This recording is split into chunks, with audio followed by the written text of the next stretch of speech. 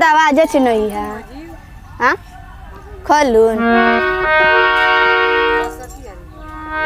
खोलून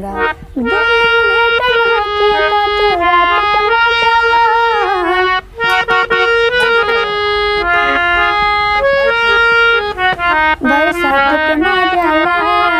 यार प्यार के मौसम के मुलाकात के मजाला बरसात के मजाला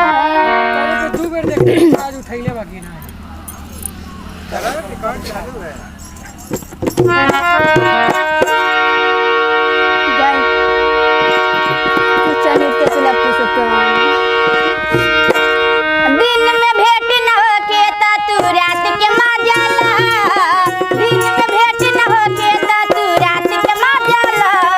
बरसात के मजाला आइल प्यार के मौसम तू मुलाकात के मजाला बरसात के मजाला आइल प्यार के मौसम तू मुलाकात के मजाला बरसात के मजाला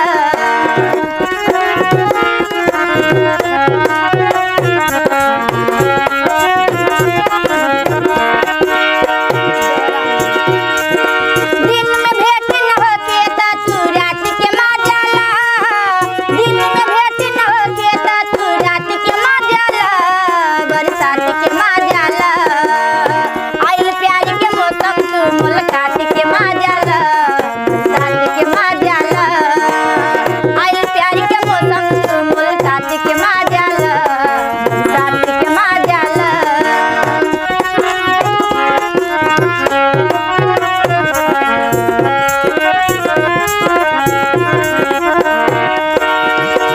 अजाने तहर पता लेके आइल बानी छाता लेके तहरा से